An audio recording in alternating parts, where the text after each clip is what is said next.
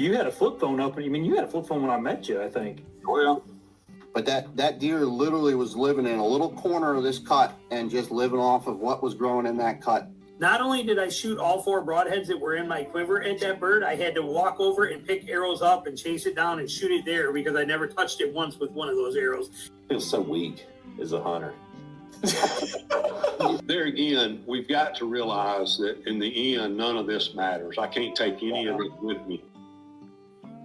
Welcome to the Before the Echo podcast. We're either going to be talking about God or deer hunting. I hope you enjoy it. If you guys are in the market for some new camo, maybe you're worried about just sweating too much in the early season here at the velvet hunt, go over to ASIO Gear and get you some of their early season stuff. Right now is a good time to get this stuff ordered.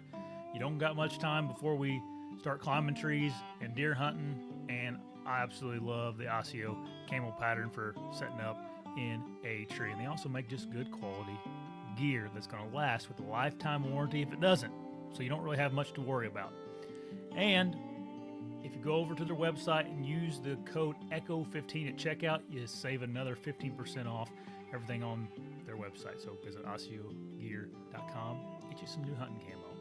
Man, I have something pretty cool to share with you guys. I'm going on a couple rifle hunts this year, and I just got a new scope that I'm super impressed with, and it's a new scope from Hawke Optics. It's their new Endurance 30 rifle scope lineup, and it's just built for serious hunters that need a good scope that is still an affordable option. It offers like crystal clear glass. I'm real impressed with it. Has a super wide field of view, so target acquisition is really easy, and it just seems real rugged. It has 3 levels of fiber optic illumination, which is motion activated. So you're not running a battery out all the time, but is actually motion activated. Whenever the rifle is moving, it will turn on. When it's laying in your gun safe, it's turned off. It's this real durable 30 millimeter tube. It's built for performance whenever you need it to count the most.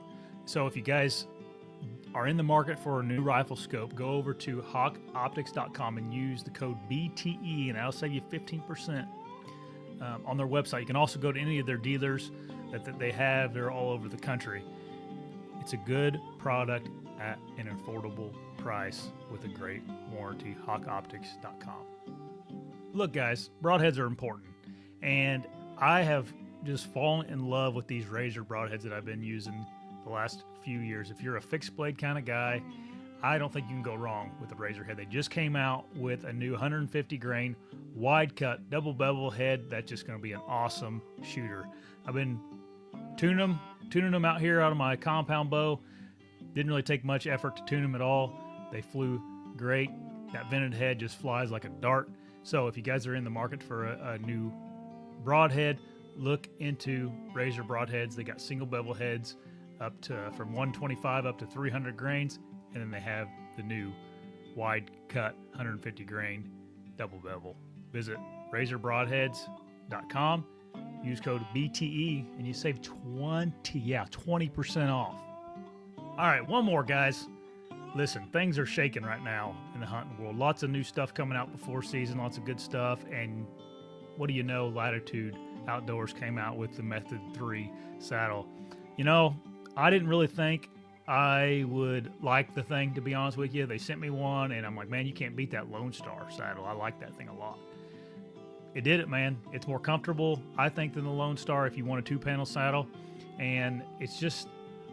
it's not like any other 2-panel saddle on the market. It's so easy to use. Sometimes some 2-panel saddles can be a little bit confusing, get all tangled up. Not this thing. It's perfect. So if you guys need a new saddle, I'd go look over there at the new Method. They also have more affordable options for you in the Maverick. And if you're a single-panel saddle guy, the Lone Star's unbelievable. It's what I used last year.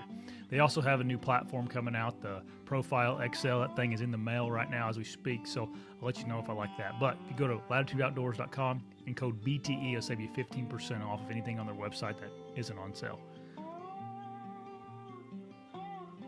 If you need any more gear, make sure you use these promo codes to save you a little bit of money.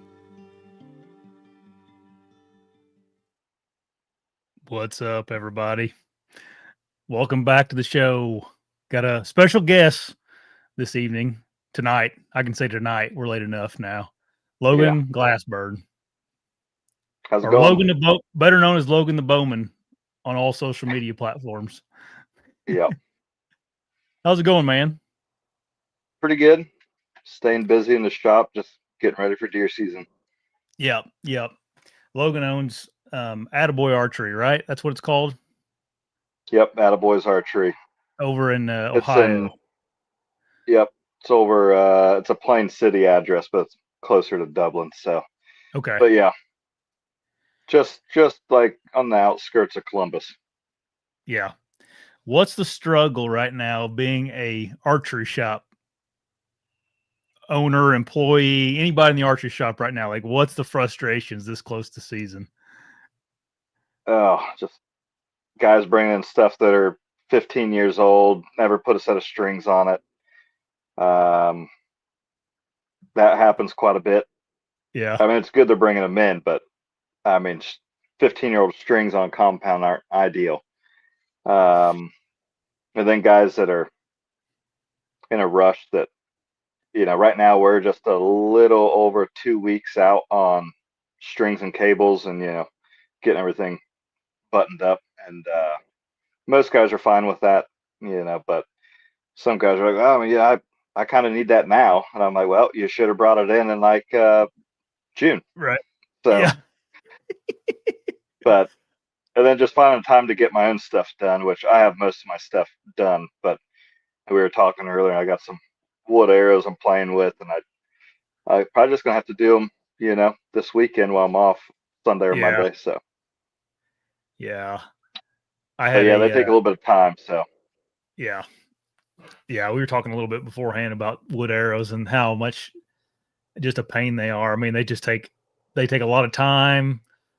Some of them can be a little bit finicky, and it's mostly just building them takes a lot of time. Yeah. It's not that they're super accurate and stuff, but man. Oh yeah. Yeah. They shoot good when you get everything right. Yeah. They're pretty durable. So yeah. And then another thing in the shop is just trying to get stuff in the shop. We were trying to keep up and not run out of stuff. And, some of these companies, they might be 2-3 weeks out before we can even get anything, or longer. So try not to run out of stuff. We do a lot of spot ordering right now. So my goal every year is like I want everything done. I want to be able to hunt with my bow by July. That's what that way if something's not right, I can make it work. Yeah, I'm usually that way. Yeah. This you'll appreciate this. I work on my own compound bow. I have for several years now, and I have a guy that lives in the same town as me, and he shoots like ASA. His name's Chris Cooper, but anyway, he's very smart with bows, like most of those guys are, And my buddy Patrick, who's on here sometimes, he has a Matthews, I don't know, VRX or something, one that's a few years old, and he was wanting to put new strings and cables on it, and I was like, just order some, I'll put them on for you, and we'll mess with it when you come visit. And so he did. Well, he took them out of we were in my barn getting ready to work on it, and he took them out of the bag, and then he took like there's how they come with paper clips. Paper clips. Paper clips. He and I vividly remember this. Like he took them off and he's like, what, threw them away, and then they losing all the twists. Yeah. Yeah. Dude, we proceeded to work. We worked on that bow the rest of the day to get it right. We ended up taking it over to my buddy Chris Cooper's house, and he finally got it fixed. But it took him a long time too. I mean, to the point where we were almost just like, dude, you're going to have to order a new cables because to get this, twist back in exactly how they're supposed to be and everything. But we got it. Yeah, you'll have that sometimes, but at least you got it. Yeah. It just would have been way quicker if we hadn't have untwisted them. But live and learn. Yep. Anyway, I wanted to get you on here tonight because I know, like, you're a little bit like me as you've you went back and forth between compound and traditional bow, like pretty often, don't you? Like you kill deer with compounds every year. You kill deer with traditional equipment. And Yeah. Yep. and it seems like there's very few people that do that, to be honest with you. Like a lot of guys, like, I don't know, they're either all traditional or all compound. And I'm kind of like you. I kind of go back and forth quite often. And Yeah, when I was I get, younger, I actually went all traditional stuff for basically 98% of the time from when I was about 21 till about 33 years old. yeah. And then I started messing around and hunting with compounds more and more. And last year I hunted with one probably more than I ever have. And Hmm. heck, I think I only killed one deer with a longbow last year. I killed 7 with a compound. Yeah. And then I killed a couple with a rifle down in West Virginia, just Yeah. going down there hanging out with family. But Right. yeah, going back and forth is keeps it interesting, I think. Yeah. Well, I get, the hardcore trad community, the guys that are like, nothing other than traditional archery. Right. I get messages a lot on Facebook or on here, and they're like, "Man, I wish you would just use your trad bow." And I'm like, "Yeah, like I'll probably be there one day." And I have in the past, like you, like before I had kids and stuff. Like I probably had Yeah. 4 or 5 years where I just shot a longbow. But like I just can't explain, I don't know, man, like how much harder it is to just shoot one with a longbow compared to a compound bow Oh yeah. for me.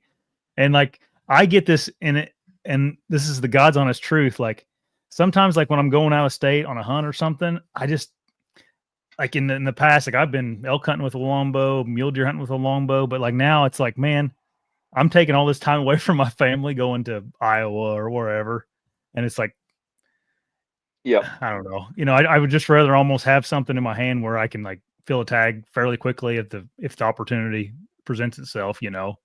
and then get back home to I've my family. And I've that's where I'm talked at in my about life that right with now.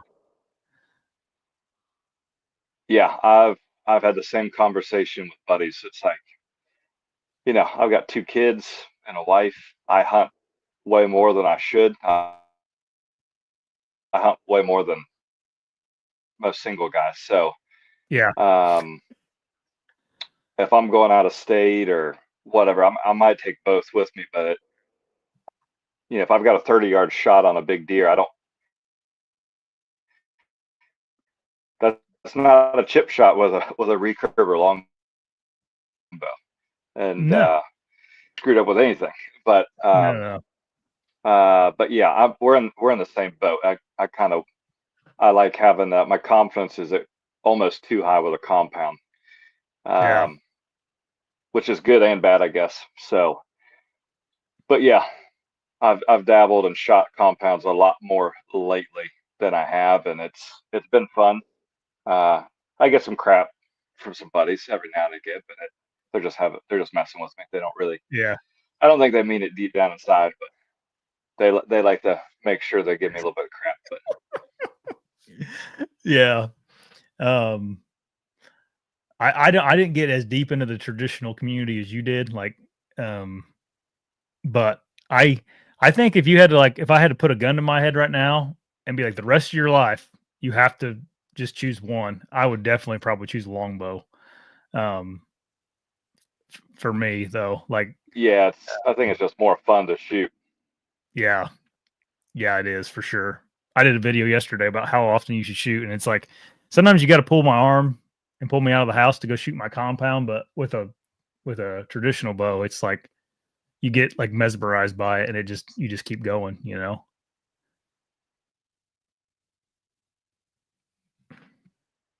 Yeah, when I go shoot like local 3Ds, I usually shoot every Sunday.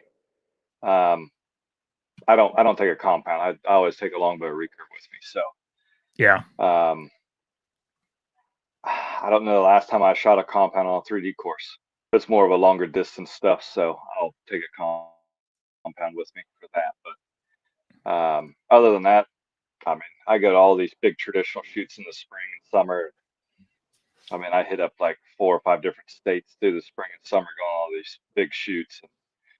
they're all traditional shoots. I mean, that's what I enjoy. Take the family camp, go shoot, and Yeah. then I always make sure I have a compound set up and ready to go. Yeah.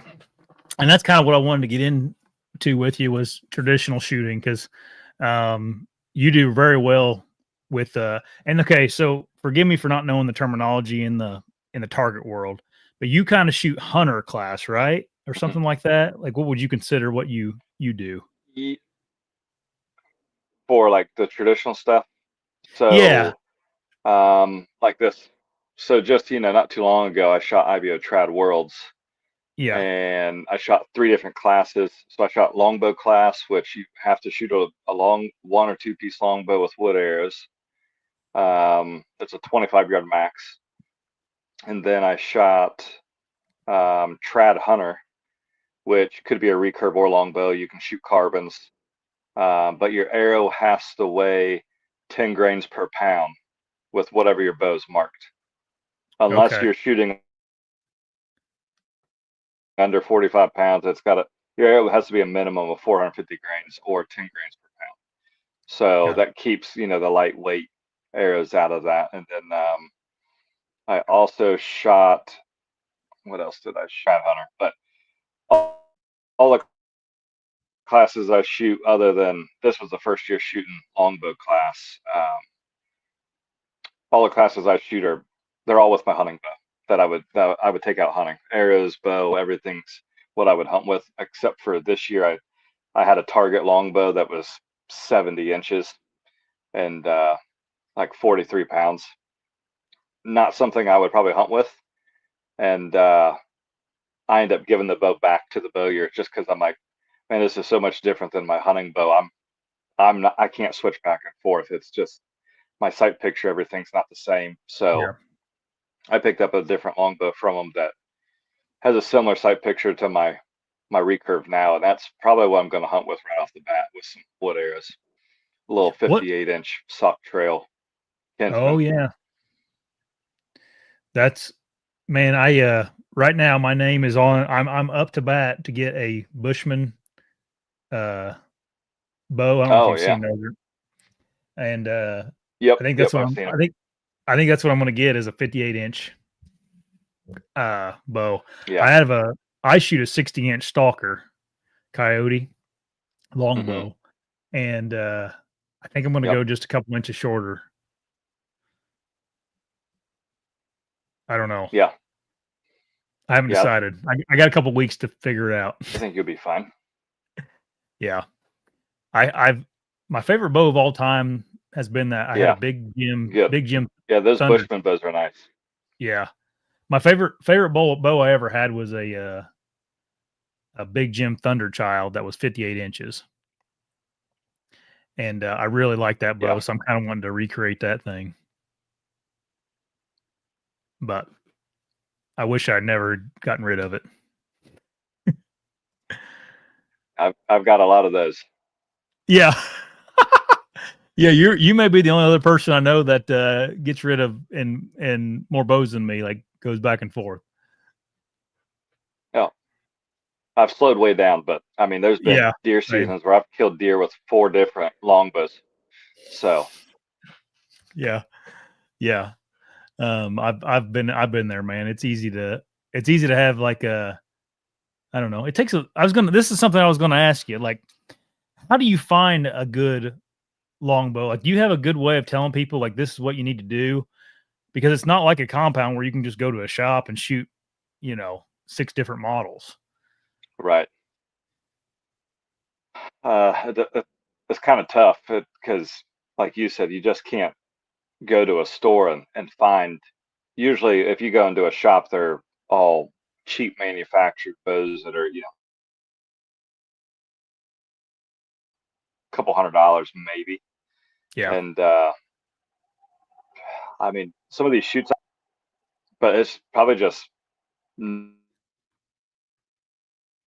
knowing somebody that has a bow that you're interested in. If you got a buddy or a friend of a friend, and that's really about the only way that I know, unless you go.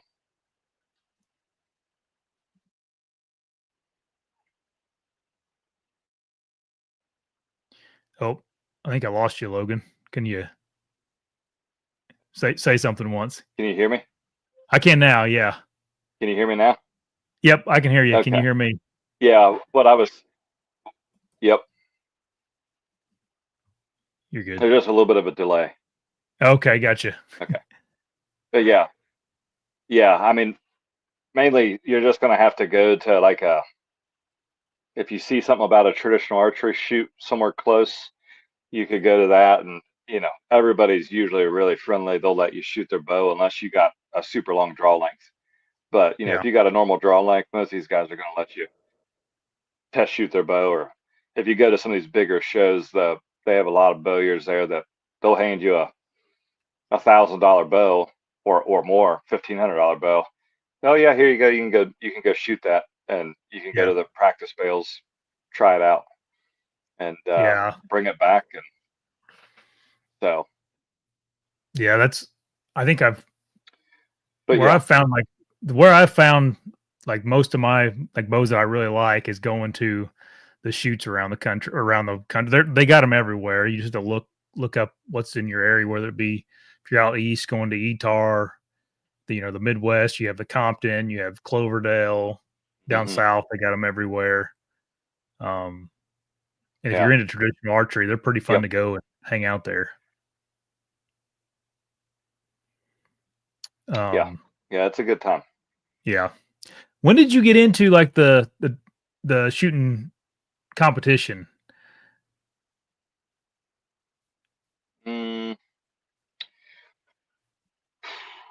I don't know I can't remember the year it was that I went to my first AIO Trad Worlds, but it was probably like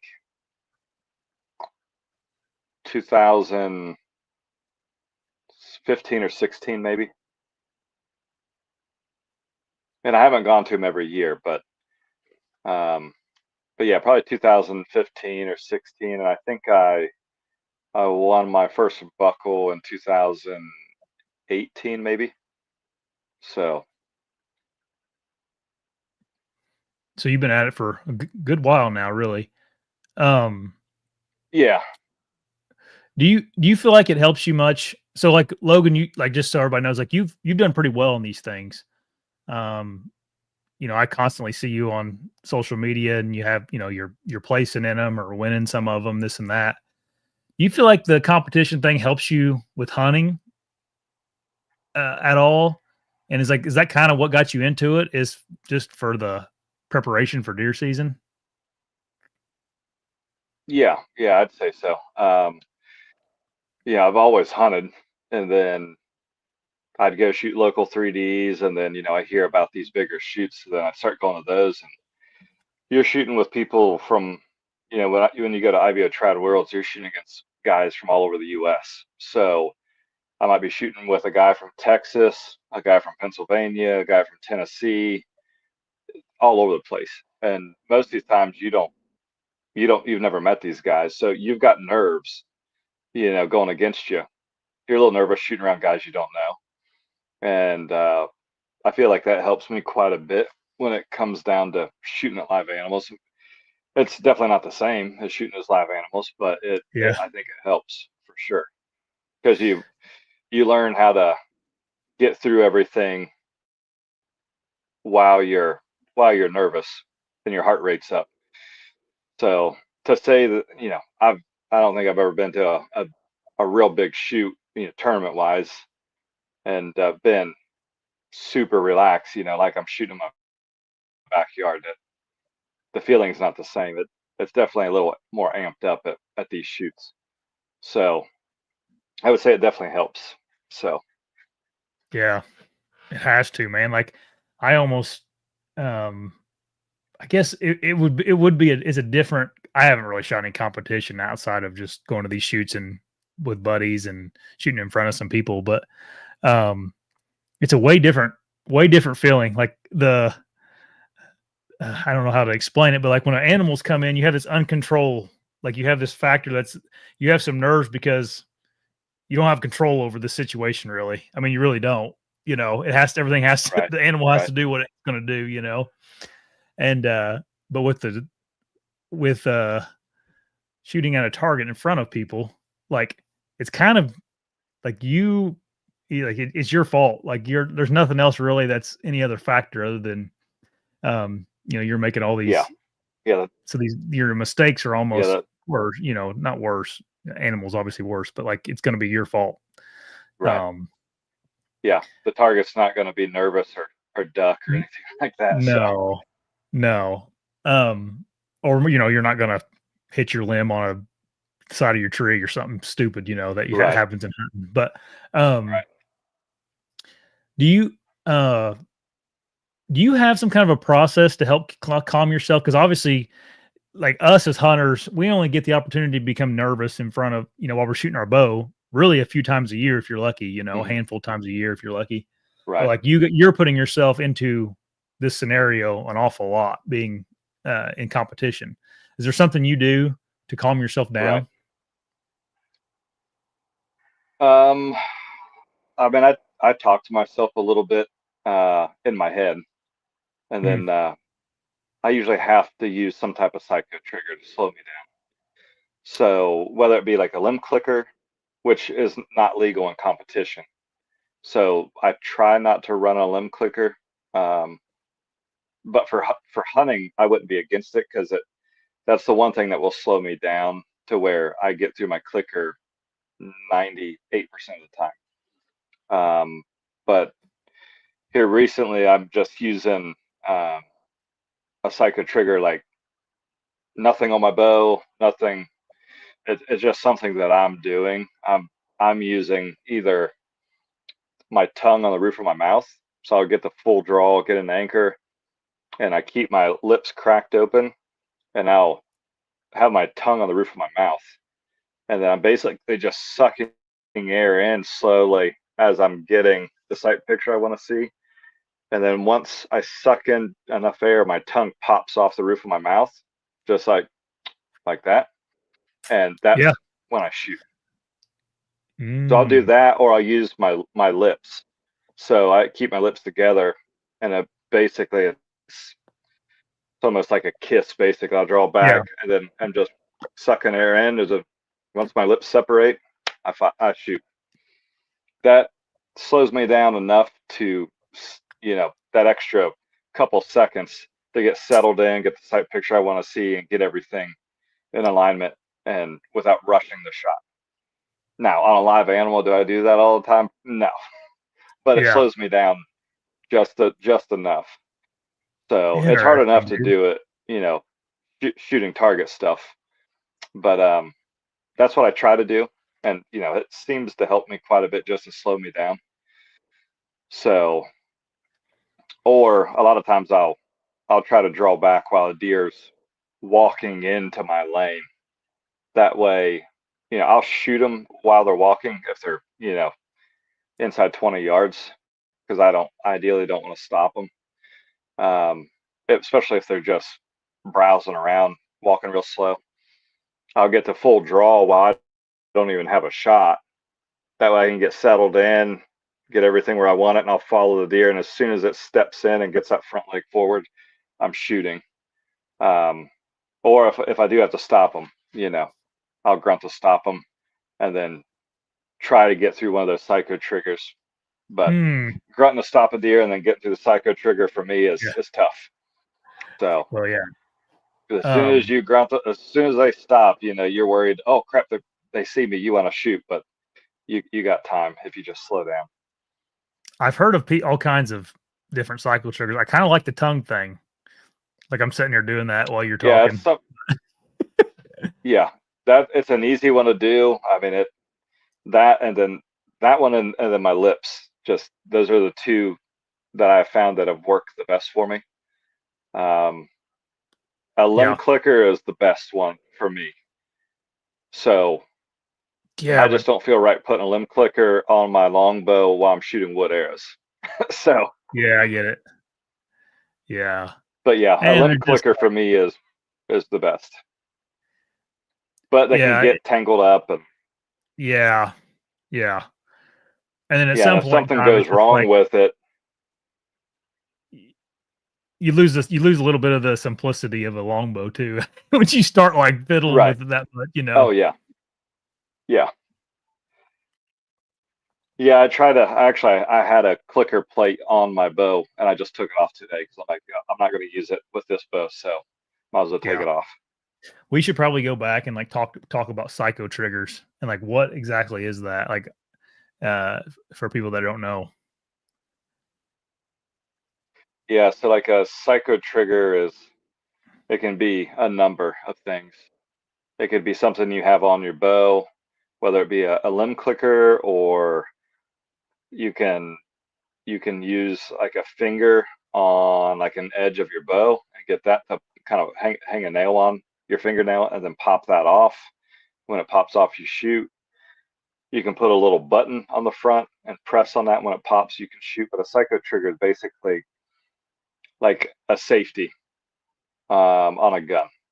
So I've got, basically when I'm drawn back, the safety's on. I get in the anchor, I get the sight picture I want to see, and then once my tongue pops off the roof of my mouth or my lips separate, that's the safety off, and now I can shoot. But I'm not supposed to shoot until that pops or clicks or whatever your psycho trigger does. So it's something that just is supposed to keep you at full draw and get you settled in until everything's where you want it. Yeah. And it's something that, I mean, that's it can kind have, of yeah, no, I think that's a good description Go ahead. of the purpose of it. The problem with traditional archery is like, it is really easy to go fast. Like some people prefer doing Oh, that, which, to each their own, right. but, Yeah. it essentially like calms your mind. For me, like I need to develop one again, but to me, it calms me down a little bit. Like it calms me into like my mind doesn't race. Like I'm just thinking about that, and gives me something to kind of do with my mind almost. If that makes sense at all. If I don't run a psycho trigger, for some reason I always lock high, and I know I'm locked high, and I'll drop my bow arm and shoot it all at the same time. But as soon as I start using a psycho trigger again, I can get everything where I want it, and like I don't gap shoot or anything. It's more of a like split vision. Like I know what sight picture looks right and what looks wrong. Yeah. So like Same. I can tell when I'm holding too high. Yeah, I can tell when I'm holding too high, and I do that a lot when I'm not running a psycho trigger and I want to drop that bow arm as I'm shooting. So yeah. And what we mean by split vision or picture is like whenever you're looking down your bow out of your riser, like there's a certain look that you look through. Like you look through the riser cutout, and there's a certain, I don't want to say gap because that's another form of shooting, but like right. it just looks a certain way at the target, and that's once it looks that way, you're holding right. Or as like a gap shooter would be like they know their arrow, the point of their arrow needs to be a certain number of inches below whatever they want to hit. Yeah. So they put that there. It sounds like me and you shoot the same. I don't like think I need to hold 12 inches below the heart or anything. Like I don't think about that. That doesn't ever run through my mind. Yeah, because when you do that, then you got to think about yardage. Yeah. And when I'm hunting, I don't want to think about yardage. When I'm shooting 3D, I don't want to think about yardage. My brain just takes over and calculates everything somehow. Yeah. But it's just a lot of arrows downrange. But like when I'm hunting, I might have a rangefinder where I'll range my point on, find my point on distance. And that way I know like, okay, anything inside of that, I feel comfortable with. But I've had deer at 20 yards, which is, I can shoot that and kill deer there. But I've had certain situations where something just doesn't feel right. And if I go against my gut, it never works out good. So I've tried it. I've tried to go against my gut, and I always miss or make a bad shot. So I've had to pass up some deer at 20 yards. Now I end up usually getting a shot at them later or something. But yeah, if they're walking away and they're a little skittish, and my gut's telling me not to shoot, I need to start listening to my gut a little bit more. Yep. Man, I shot my compound today, and now you're making me wish I'd have shot my longbow instead. But Yeah, oh, I haven't shot my compound much lately, but I did build a well, few arrows for it yesterday and well, just that's made why sure I everything shot. was shoot good through paper. So That's why I shot mine today, because I've been slacking a little bit on it. I mean, I've been shooting it enough, but I felt like I needed to shoot it today. Plus, I'm going to be gone this weekend, so I was yeah, wanting to get some arrows down range before the weekend. yeah, But what would be the equivalent of a psycho trigger for a compound shooter? I guess like a clicker on your release aid. yeah. Probably like a stand Onyx clicker thumb button Yeah. or a click and like a hinge release. Hmm. That would Yeah. probably be pretty similar. Yeah. I So fiddled with the only one I haven't fiddled with a psycho trigger is the Palm. Rocky Mountain Specialty Gear makes it the Palm thing. I don't oh, know like what the grip trigger. grip trigger. Yeah, I haven't messed with that Yeah, yet, but I've played around with them. I like them. That make you have to be super consistent with your grip. Um, I had some of the earlier ones when you first came out with them to kind of play with them and test them out. And when I had it set up right, it was great. But I haven't yeah, messed with one lately. yeah, I haven't messed with any triggers lately. I used to shoot a clicker, and I Yeah, got away from that. I don't know. I guess the last couple. Oh, dude, I shouldn't even say this, but I shot really good the last couple years, so I haven't like tinkered with much. Now yeah. I'll probably next Hmm. week go out and be plucking them everywhere. Um, That's probably when you're overthinking stuff. yeah, for sure. But anyway, if it's it is what it is. It comes and it goes sometimes. What bow are you going to hunt with then? What's your Yeah. setup right now? Right now I have a 58-inch sock trail Hmm. Kinsman. It's like a reflex deflex longbow. As of right now, I think I'm gonna shoot some woods. I just got some new ones today that I got to build, but they're a 60-65 spine with like 160 grain head. Um, and the bow's like 45 at my draw length. But then I have another sock trail called a Alcona. It's a 3-piece recurve. It's an all G10 riser with a quiver and arrows. That bow weighs 5.5 pounds. It's heavy. And it's like 53 or 54 pounds at my draw length. And it shoots extremely good. I've let that bow sit since I got that longbow. It's been kind of sitting on the table, and I picked it up the other night, and I haven't shot it in probably a couple of weeks, and went out and was shooting, right where I wanted. So me and that bow get along really well. But like that little 58-inch longbow, I'll go out in the morning before work and shoot one arrow, and every day this week that first arrow has been right where I want it, anywhere from 20 to 30 yards. So I've been really happy with it so far. Yeah, it's And it's then crazy. my Like it's compound, I got a PSE Mach 35 oh that, nice. that I'll probably play around with. So Yeah, there's so many good compounds out now. oh yeah, that when you're talking flagship stuff, it's hard to find a bad one. Yeah, yeah.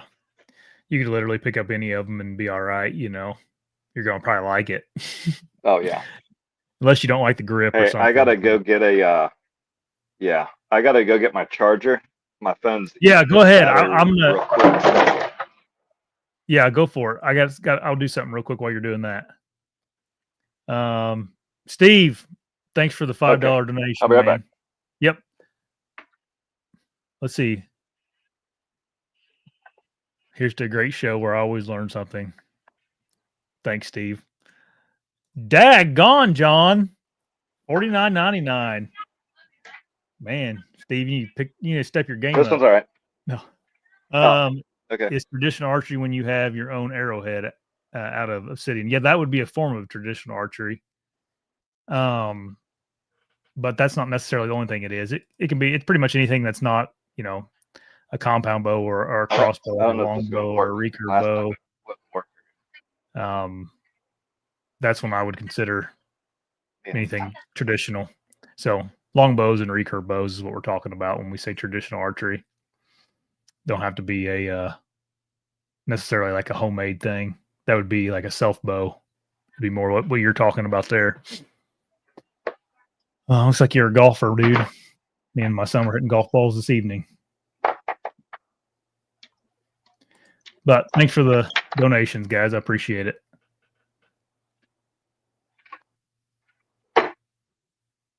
See if there's any other questions. Photo Bob says he's got a 64-inch Roy Hall Aztec. I've never heard of that. I don't think. 58-inch bow. Yeah, that'd be a good hunting bow, man.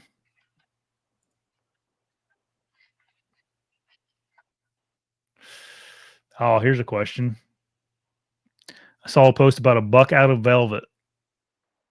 I haven't seen anything out of velvet yet. Dag, that's I mean, depends where it's at, I guess, but it's pretty early. It happens though.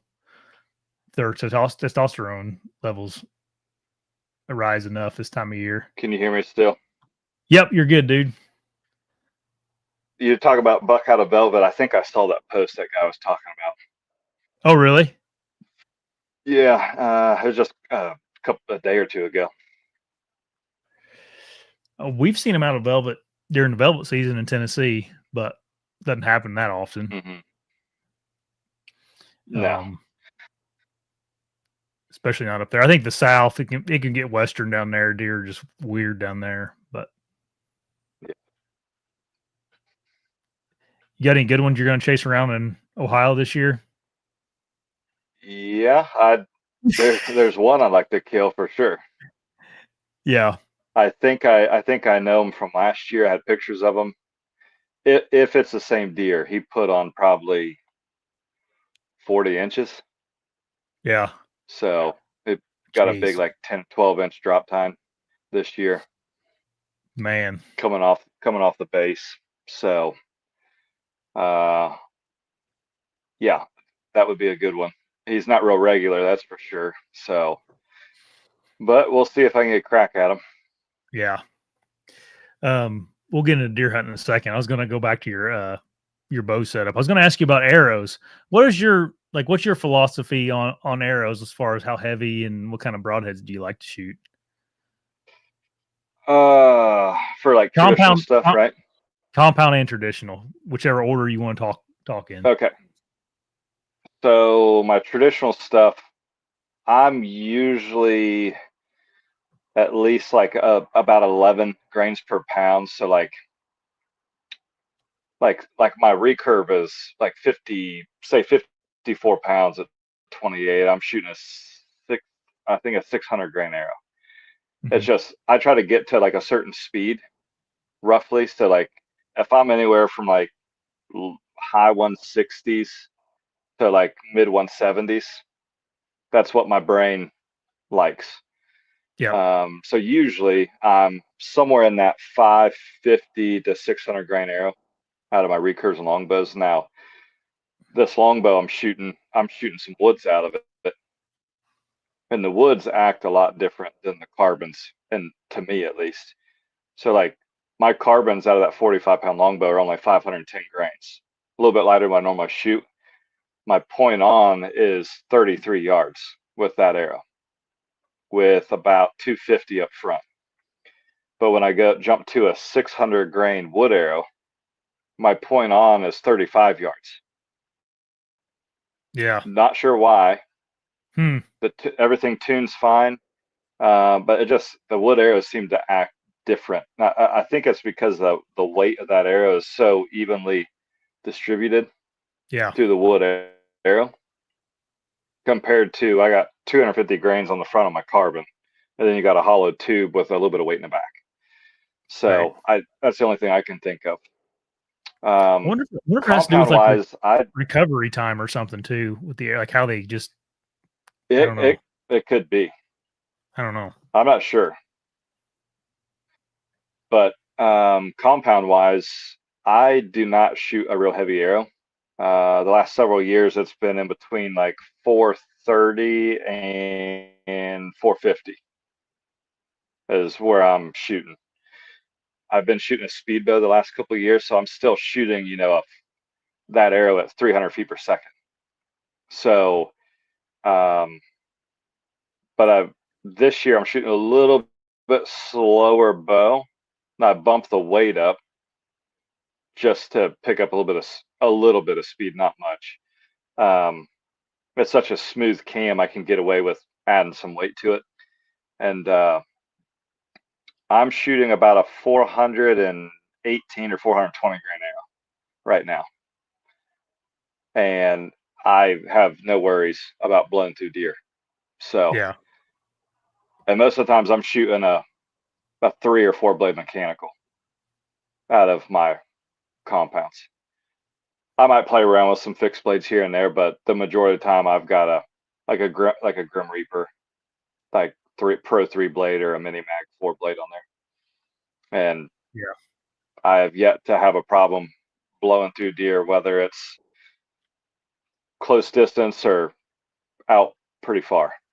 So yeah, I'd say I think the only deer in the last 4 or 5 years that I've shot with a compound that I have not had a complete pass through that they're sticking in the dirt was a buck hard quartering away that I probably should have waited.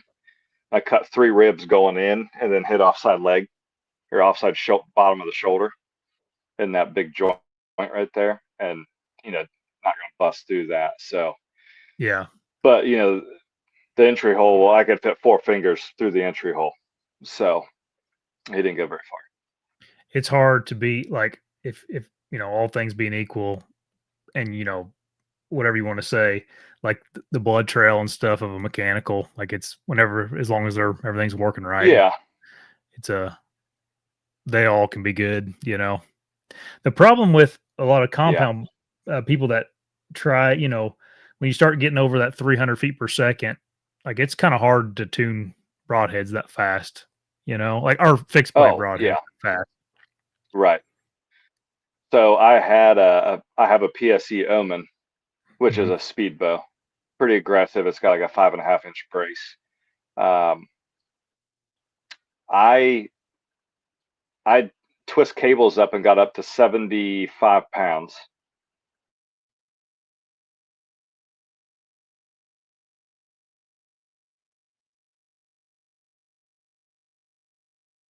Uh-oh. We may have lost him.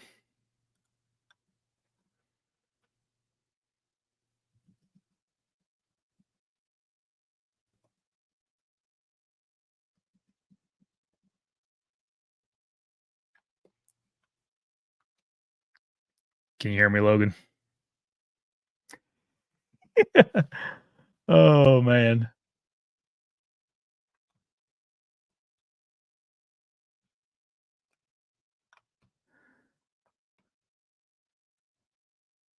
Okay. It's not just me. You guys are saying you can't hear him. We'll see if he gets back on here.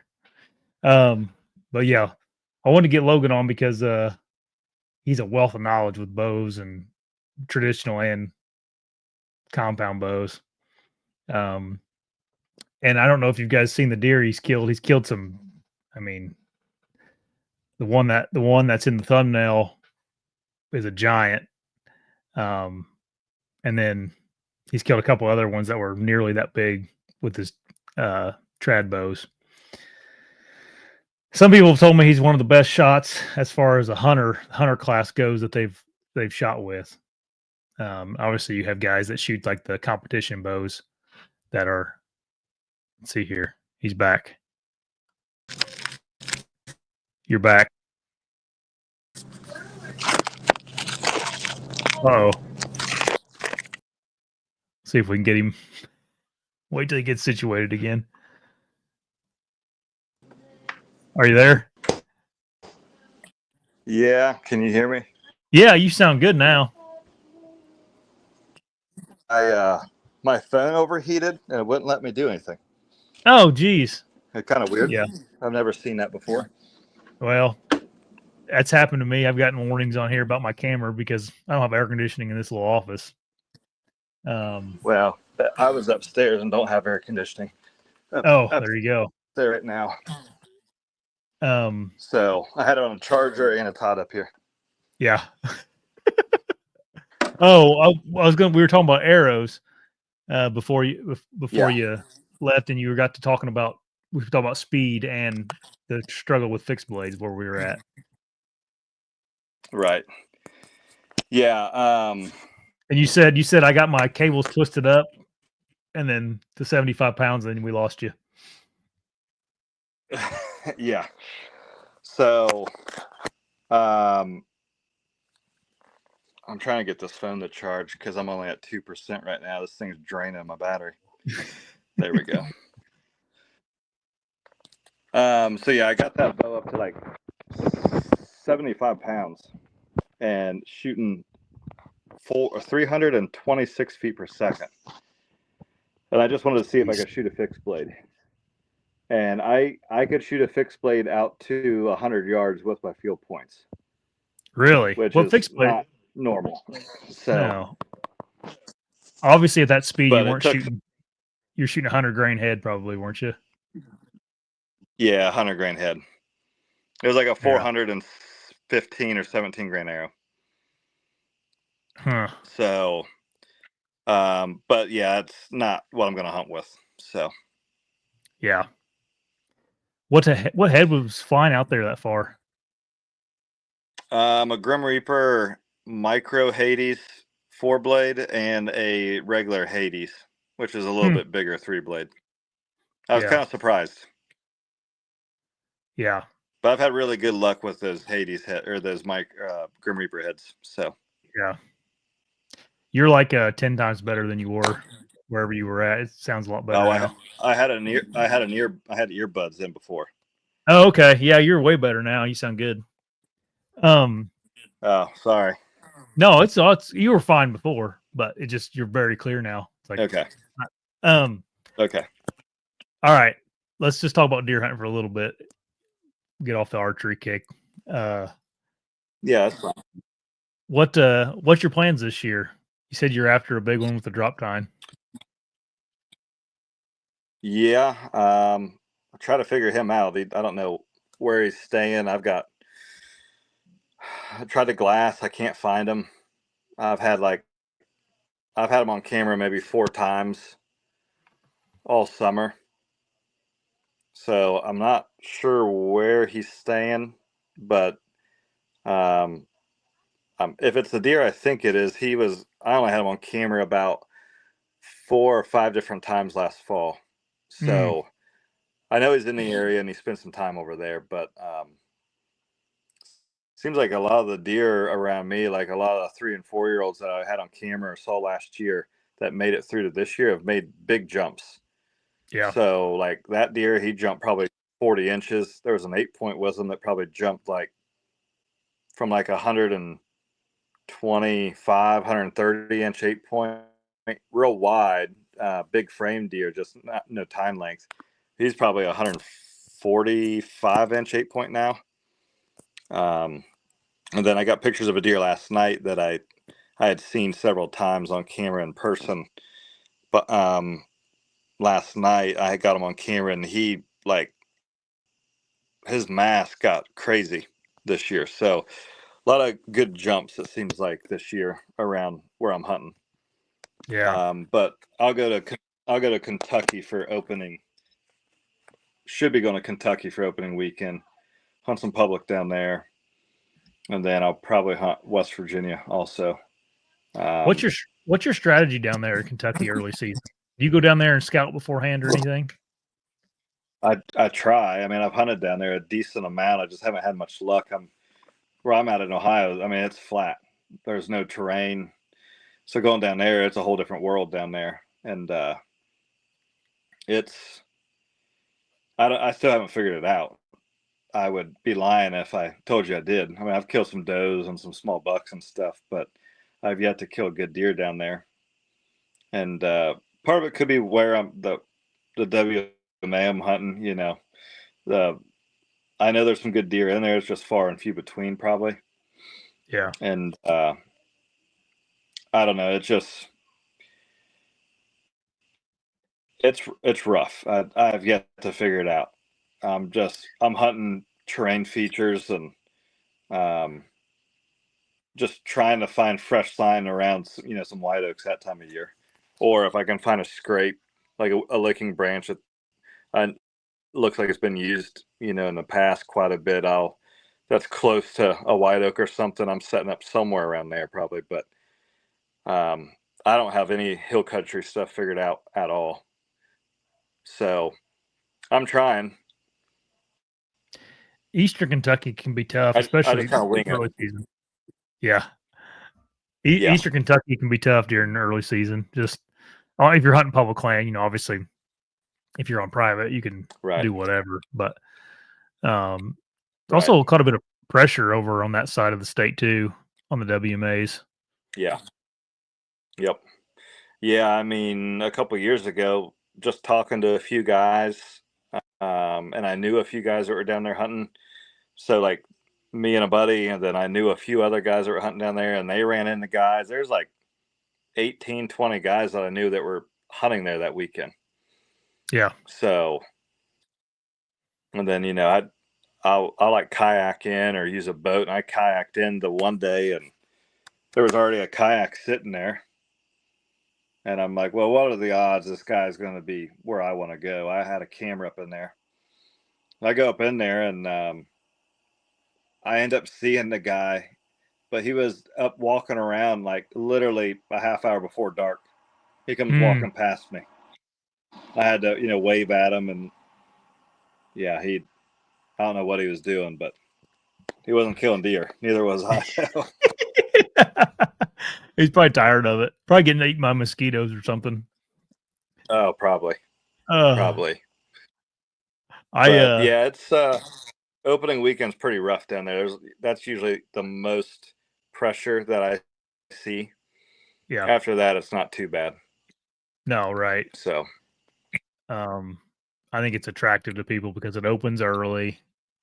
It's about the only state in the Midwest, if you want to say, that opens that early. And but man, right. it's I know it's part of the experience. I try to tell myself that, but it can be hot and buggy and kind of miserable sometimes. Yeah, hot, sweaty, seed ticks, chiggers. Copperheads. It's a blast. Yeah. Yeah. Yeah. Yeah. I like going out west early season. I just wish it wasn't so far away. Kentucky's really close to me. Yeah. But yep. I probably haven't bought a Kentucky tag in probably 4 or 5 years, though. I haven't hunted in a long time. Well, they bumped up the price a little bit this year. So yeah, a lot of states have, though. Mm-hmm. You think Ohio is going to go to a draw for non-resident? I doubt it. Yeah. I mean, talking to a guy I know that's fairly high up in the ODNR, I don't think that's going to happen anytime soon, but who knows? You always hear rumblings about that. Over the last couple of years, I've heard rumblings about that. Those little snippets. But do you wish they would? Yeah, I mean, I wouldn't be against it. Being a resident? I wouldn't be against it. Yeah, being a resident, yeah. Yeah. Or like, I mean, Kentucky, I'm getting ready to pay $400, I think, to go down there. And then like when I go to Kansas, you're $500. So, yeah. But, and then, you can't go every year because you got to draw. You might be able to certain places, but yeah, I'm where I go, I'm about every other year probably right now. Same. So, did you draw Kansas this year? I just put in for a point because I knew I probably wouldn't draw it. I went last year, so yeah, we're on opposite. We're in. I'd go every year if I could. Same. We're on opposite time frames though. We're skipping every. I'm going this year. I didn't go last year. I didn't get drawn last year. Oh, gotcha. But we'll see. The Iowa thing. I went to Iowa last year, but I don't know. I put a point in, but there's part of me that's like, man, it's just such a long. Like I can do a lot with that money in the amount of years that you had to wait to go there now. So I'm Right. trying to tackle. I went there, killed a buck. Like, is that good enough for me? I don't know. But Yeah. have you made it there yet? Nope. I haven't bought any points. I know it's going to take a while to draw, and it gets expensive. And I'm like, I'll just man. go hunt. Yeah. So Not saying I won't do it eventually, but I just haven't done it. yeah. 5 years pretty much right now. Yeah. To go out there. So certain zones. Yep. What's your strategy going to be for Ohio early season? Like to get on these deer that you're trying to find? What are you doing to get on them? I've got a few mock scrapes up, just hoping this deer will find them and start using them. It hasn't happened yet, and I think it's because he's not on the farm I hunt that often. So, where I think he's staying, there's no hunting pressure that I know of. They've got secluded fields. He's got a creek that runs through there. He's got good bedding. There's no reason to leave. So I'm probably going to have to either catch him like late October into November, maybe coming over and, checking does is what I'm hoping. But, if I can get some pictures of him here soon and, get him using one of these mock scrapes, it'd be great. But this deer's so random. I'm trying to figure out where he's coming from. I got a few cameras trying to figure out where he's coming from, and I haven't picked him up yet. Yeah. So it sounds like he's not living there. I mean, no, I don't. And if he is, he's probably living right underneath my nose, and I just keep walking around him somewhere. I don't know. Yeah, could be.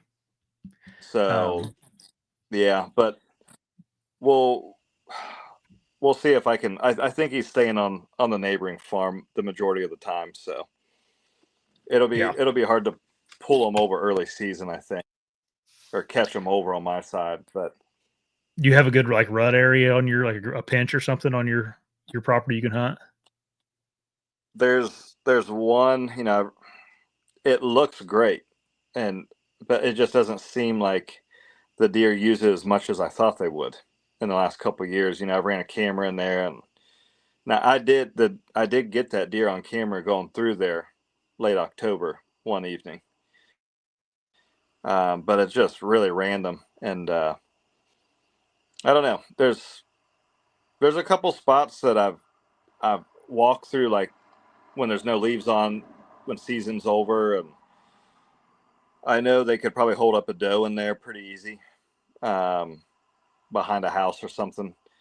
Kind of gets overlooked. You drive right past it to go park or whatever, or to walk back in there to hunt. So I'd had one, the big 8-point that was running around with this deer. He was in there mid-October, kind of by himself, kind of out of the way, overlooked spot. I almost killed him last year, but the thermals, the wind died down, and I knew in my gut, as soon as I got up in there, I'm like, man, once the wind dies down, this isn't going to be good. And sure enough, I heard him get out of his bed. I could hear him walking towards me. He's taking a sweet time. And the wind died down. Thermals took over and pulled my scent just enough into there that he finally got a nose full of me. And he kind of bounded off and then just walked off out of sight. So I knew I was gambling, and I thought maybe I'd get away with it, and I didn't.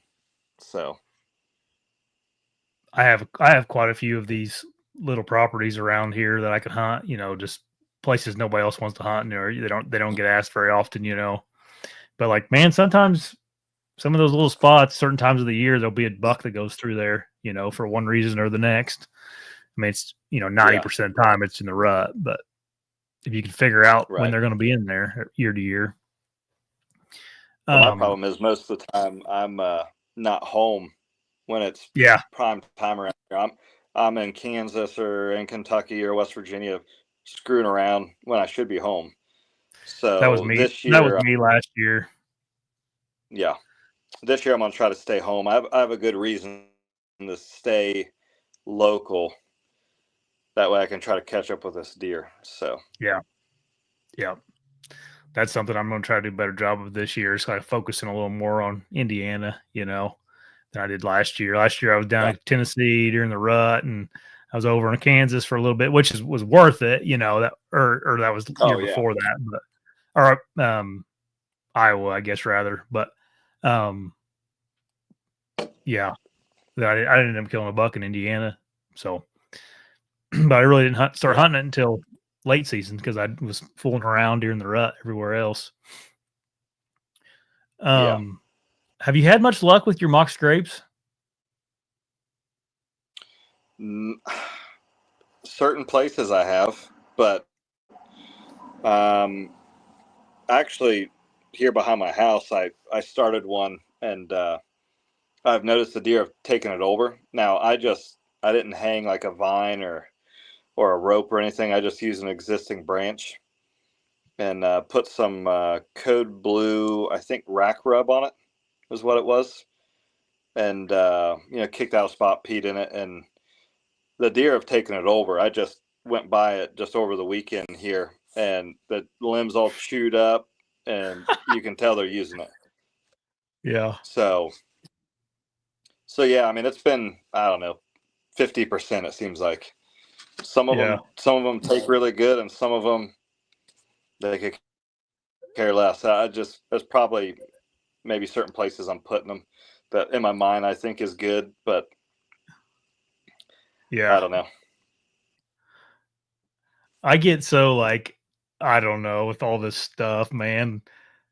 Like some people will tell you have to use natural scents. Some people say you don't have to do any scents at all. Synthetics is the best. It's like, man alive. I don't know. Sometimes, I don't know what to think about this stuff.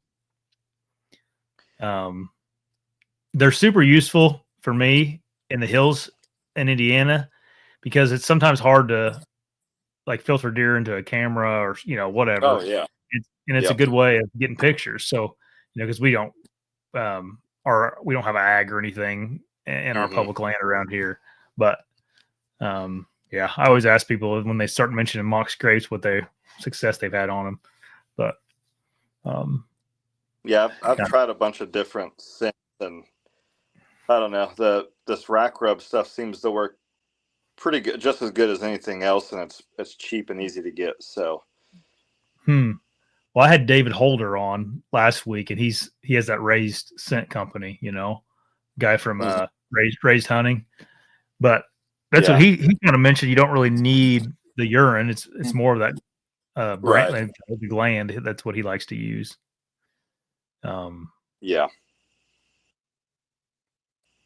So I mean, if I kick one open, just for a visual, like I'll hang something, and if I kick it open for a visual bare spot, I mean, if I've got to pee, I'll go ahead and pee in it. If not, I don't worry about it. So yeah. I don't know. I mean, then some guys put one at every location they hunt too. I don't know about all that, but yeah. I mean, I'll probably, like West Virginia, I ran one, and had good luck down there. It's similar probably to where you live. There's no ag. It's all big hill country, big timber. And I put one in where this little finger ridge came off the main ridge. And there was two out of the bottoms. There was two on either side of that little ridge. There was two old road beds that came up out of the bottom and crossed at the same spot over that little secondary ridge. And I put a big mock scrape right there, and it got hit pretty good. And I left a camera in there all November, and I had bucks flying back and forth from bottom to bottom, going over where those old road beds came up. And I've got a pretty good deer on camera down there the last 2 years. I think he's still alive. I actually got to go check a camera down there because I can't run a cell camera down there because I don't have cell service. my cameras won't work. But so I got a regular SD card camera, and I've got to go check it to see if this buck is still alive or not. If he's alive and he's as big as he has been the last 2 years, then I'll be down there sometime in November to try to kill that deer, even though I just said I was going to try to stay home. Yeah. But it's a big enough deer that I want to go try to kill him. And where I ran that mock scrape, I think if I pull 2 or 3 all day sits there, I will get a shot at him or another really big deer.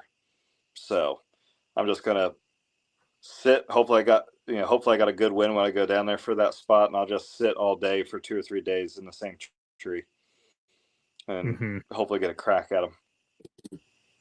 You hear more and more about West Virginia anymore. It seems like that state's kind of doing well right now. Yeah. This is some private stuff that I've just got lucky and know the right people and got on it.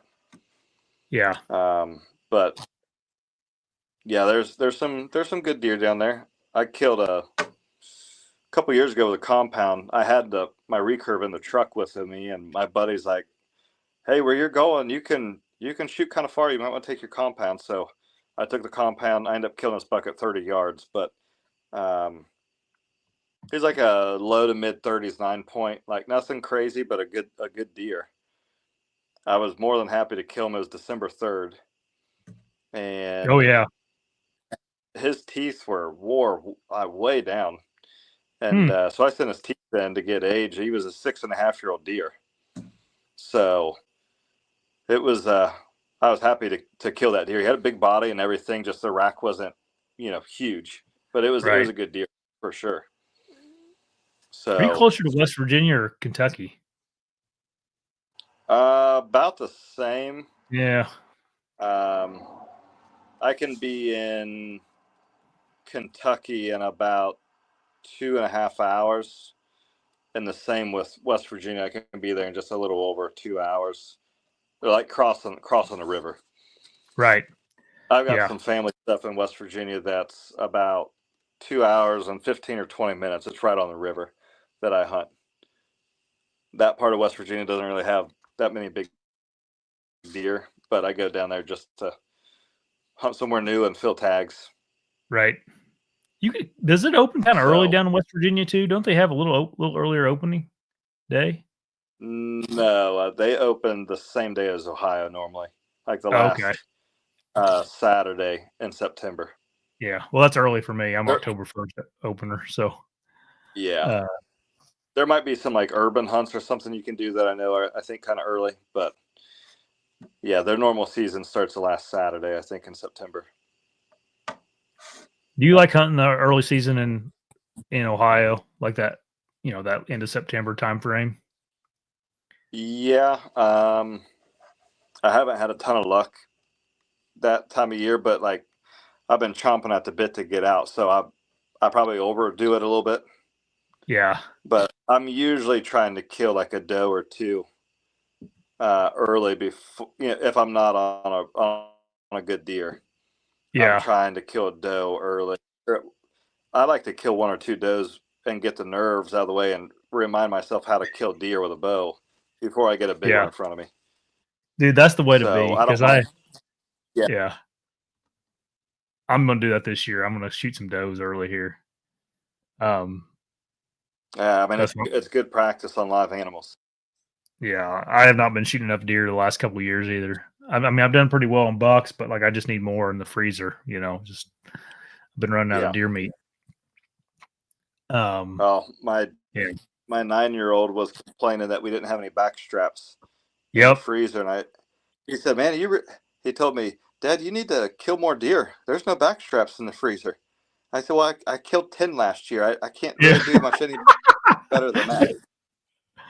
Yeah. Yeah. So I gave a few deer away, but I kept the majority of them. Yeah. Oh yeah. We're down to just burger right now. That's all we got left is a handful, but I'm going to Kentucky next week. So hopefully I can get something on the ground down there and start back over for the season. Not Kentucky. You going to Tennessee or Kentucky? Tennessee. Sorry. Tennessee. Yeah. Yeah. So you're getting an early start on everybody. Yeah, no, Tennessee, not Kentucky. Yeah. Which I mean, Kentucky's right around the corner too, but Right. of course it's a later opener this year. I think it's like the 5th or something, 4th or 5th. It's I think it's the 6th this year. 6th. Okay, so about as late as it can be. Yep. Which is kind of a bummer. Yeah. It's always nice to have it as close to the first as you can. Yeah, I'd say at least half or a little bit more of the bucks are gonna be rubbed out probably. Yeah. Yeah. And it seems like once they're out of velvet, they just get harder to kill. I mean, just your chances go down significantly. Yep. For whatever reason. It seems like when that velvet comes off, their moods change. Yep. But I don't know. We'll see. You'll find out. At least you'll be down there. Have you done a lot of gear? Hoping it cools down. Go ahead. Sorry. Finish your sentence there. Oh, I was just saying I hope it cools down before I get down there a little bit. Oh, I know. Yeah, I think we're supposed to have a cool down next week, which is good for me for Tennessee, but yeah, a little far out for September yet to know. Yeah. Yep. Do you use a kayak or a canoe down there quite often? Yeah, I'll use a boat or a kayak. A decent amount. Not all the spots I hunt down there, but there's a few of them I use a boat for or a kayak.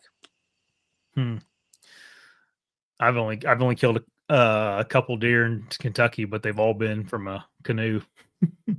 Yeah, that's why you sparked my interest when you said that, because I'm like, yeah, I do the same thing down there.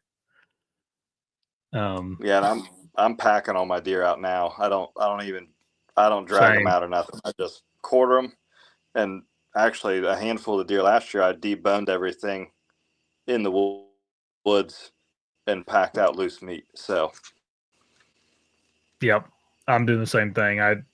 It's just easier.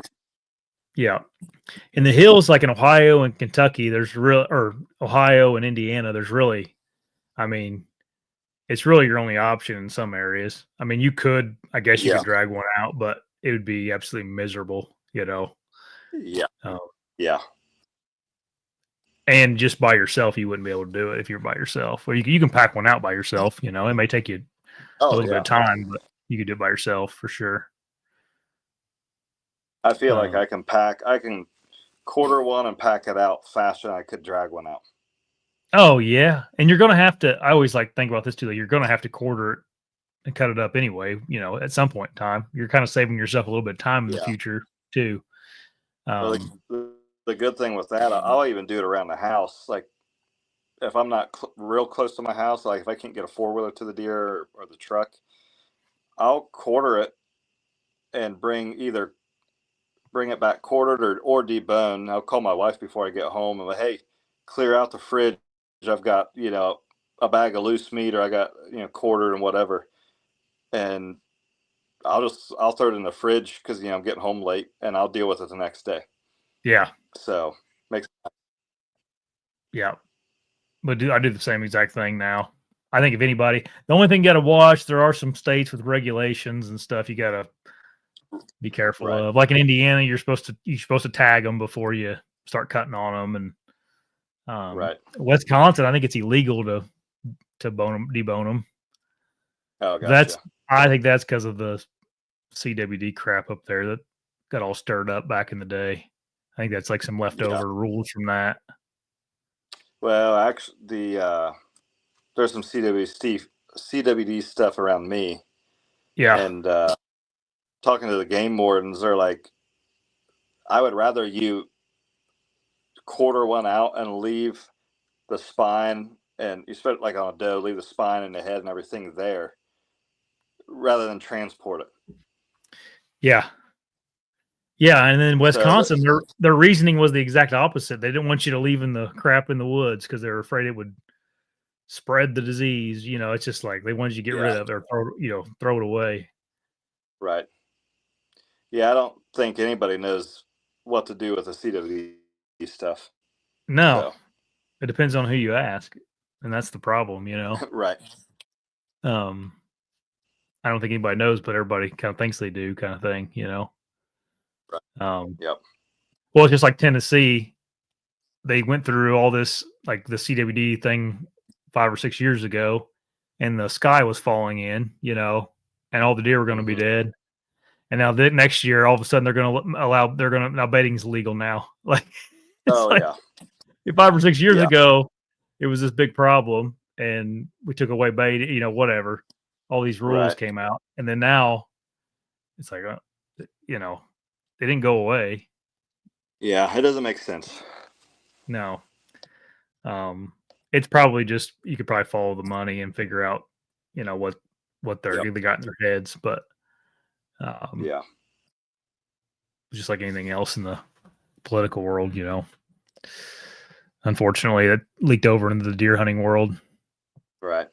You know, I always thought that Indiana did a pretty good job of managing wildlife, you know, but then you talk to some conservation officers and they have some pretty disappointing feelings of some of the decisions that have been made as far as their, you know, their careers and jobs and what support they get because of politics. Yeah. So I think they get involved one way or another. Politicians do. Yeah. Anyway, how long have you guys been doing your archery shop? The archery shop? Yeah. This will be either year 6 or 7. September 1st will be. I can't remember off the top of my head. Yeah. Do you enjoy owning you know, working in an archery shop day in and day out, and that's kind of one of the ways you could become, you know, be in the industry per se, the hunting industry or the archery industry. Do you like working in there? Yeah, I really don't have too many complaints. It's I mean, I like what I do. I get to talk about, you know, shooting a bow or hunting all day. And the majority of guys and women that come in are good people. Very few, you know, jerks. It happens, but I mean that happens in anything. But it's like 99% of people are great. So you got that 1% though. Yeah, But you no, get it's good. You know, that's just people, I think. You know. Yeah. You get a lot of trad people come in. This is like my trad guys. Yeah. Not a ton. Byron Horton was in today. Oh, nice. Yeah. So he cracked a limb on his recurve. Had to get he got new limbs, so we were, you know, getting everything set up with the new limbs today. But I mean, most of your traditional, or I'd say the people that come in looking for recurves or longbows are people that, the majority are people that are never shot a bow before and it looked interesting and they want to try a recurve or longbow. Yeah. I'd say that's the majority. Yeah. Yeah. Hunting wise, I mean, we get some for sure, but not as many as you would think. Do you carry traditional equipment in your shop? Right now, I don't have hardly anything, but we'll usually have like a cheaper bow from like PSC, like a 3-piece, similar to like a Samick. Yeah. But nothing too crazy. Yeah. So, I mean, I might have some of my bows in there that I have sold to people that wanted a custom bow. I've sold probably 4 or 5 of my own bows to customers. But yeah, it's not super popular. I mean, the majority are obviously compounds. Yeah. The market's probably just not there for make it worth stocking things, you know? Right. Yep. We'll keep like gloves and tabs and a few odds and ends in stock, you know, most of the time. But bow wise, like we're really slim pickings right now. Yeah. But we might, you know, once we get through our busy season, we'll probably stock back up on some stuff and try to change a few things around, hopefully. Yeah. Seems like the guys that shoot trad bow too, like a lot of them are just, they do their own thing, it's not overly complicated. So, Yep, for sure. I don't know how many people go in and try to, request their trad bow to be tuned, Right. But no, that's cool, man.